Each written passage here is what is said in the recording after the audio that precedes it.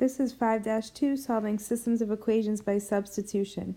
So some steps are provided here for us. Step 1 says to solve for one variable in at least one equation if necessary.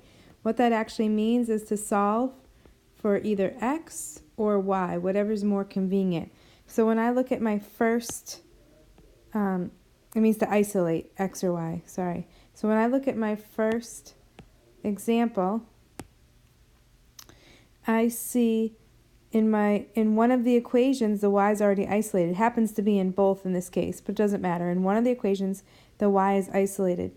Since the y equals x plus 3, in the next equation, instead of writing y, I can just write x plus 3. Those are the same things, what I highlighted in red there. So let me rewrite that. I would have x plus 3 equals 2x plus 5. And then I would solve for x as normal. So I need to get the x's together on the same side. So I would subtract 2x because 2x minus 2x is 0, so it went away. And then 1x minus 2x is negative 1x plus 3 equals 5. To solve for the variable now, I have to get rid of the plus 3, so I'm going to subtract 3 from both sides. Negative 1x equals 2. Divide both sides by negative 1, and x equals negative 2. So let's go over the steps of what I did so far. Step 1 was to isolate the variable, but I had already had that done. Step 2 is to substitute the resulting expression into the other equation. So my resulting expression was x plus 3, and I substituted it into this y. Step 3 was to solve that equation for the first variable. So in this case, we were solving for x, and I got x is negative 2. Now step 4 says to substitute that value into one of the original equations. So let's say I put it into the first original equation here. So I have y equals, instead of x, I'm going to put negative 2 plus 3. And when you calculate that, you get y equals 1. And step 5 is to write the values in an ordered pair. So x was negative 2 and y was 1 with parentheses. Let's take a look at example B. Step 1 is to isolate one of the variables. Well, x is already isolated for me in the first equation, so I'm going to go with that. And so I'm going to put that 2y minus 4 into the other equation, that expression 2y minus 4 into the next equation. So I end up with 2y minus 4, and then I bring down the rest of this, plus 8y is equal to 16.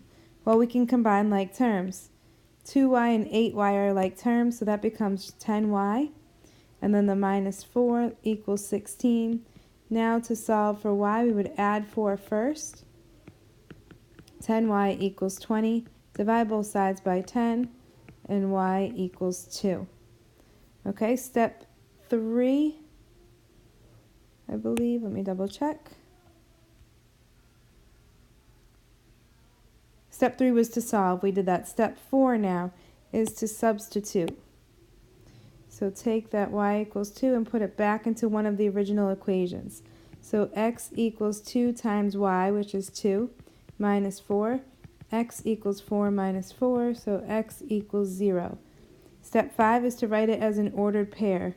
X was 0, y is 2. Okay, in example C, I notice that in both of my equations, the x and the y aren't isolated. If I look at this, I can easily isolate y in the first equation if I want to. I just need to move that 2x to the other side. To move the 2x, we subtract 2x from both sides. So I end up with y, my first equation, y equals either negative 4 minus 2x or negative 2x minus 4. And so now I would do what we did before. So if my y is isolated, this is what my y equals, then I'm going to drop that into the y of the second equation. So I get x, I'm rewriting the second equation, x plus the y, which is negative 2x minus 4. Those parentheses don't matter, but I just want you to see that that was the y value. And so now I can combine like terms. So the x and the negative 2x can combine. 1 and negative 2 is negative 1x. Minus 4 equals negative 7. To isolate the variable, we would add 4 to both sides first. Negative 1, x equals negative 3. Divide both sides by negative 1, and x equals 3. Next, we're going to put that back into one of the original equations. So if I put it back into the first one, that would be 2x, or 2 times 3, plus y equals negative 4. 6 plus y equals negative 4. Subtract 6 from both sides, and y equals negative 10. And the last step is to put that into an ordered pair. 3, negative 10. Okay, in example 2, solve each system by substitution. So in example 2, I notice again I don't have an isolated equation. So if I look at my first equation, I can take this negative 2x and move that out of there. It's going to become the opposite sign, or you just add 2x to both sides, plus 2x. And so I get y equals 2x plus 8. And I'll just rewrite this other equation. 3x plus 2y equals 9. So what we know now is that y equals 2x plus 8. So I can put the 2x plus 8 in this y. So let's rewrite what we have now. 3x plus 2 times y. Well, because there are two terms here, 2 or more terms, I need to put parentheses around what I'm placing in a variable. We should really always replace a variable with parentheses anyway. Equals 9. If you notice, this would be distributive property. So we get 3x plus 4x plus 16 equals 9. Combine like terms. The 3x and the 4x become 7x plus 16 equals 9.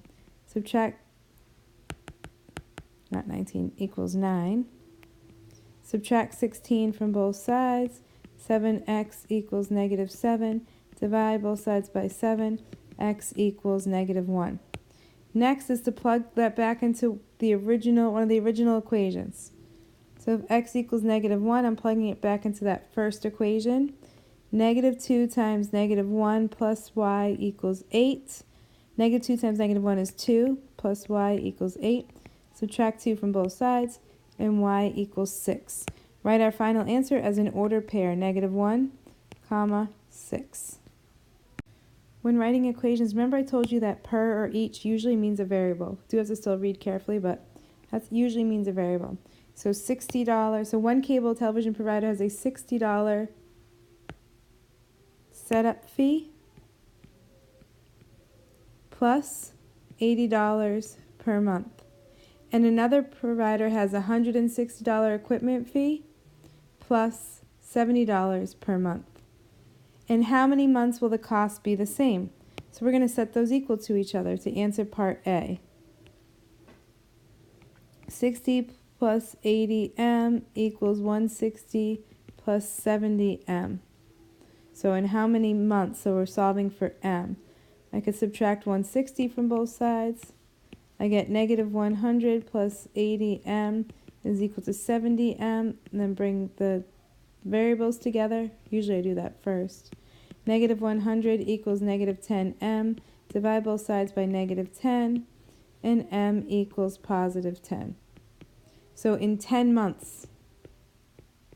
And for what will the cost be? Well, if you plug 10 months into one of these, so say I plug 10 months back into my expression. Really, I could have done y equals, or total cost equals.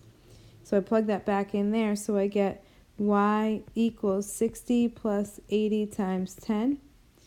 And 60 plus 80 times 10 is 800.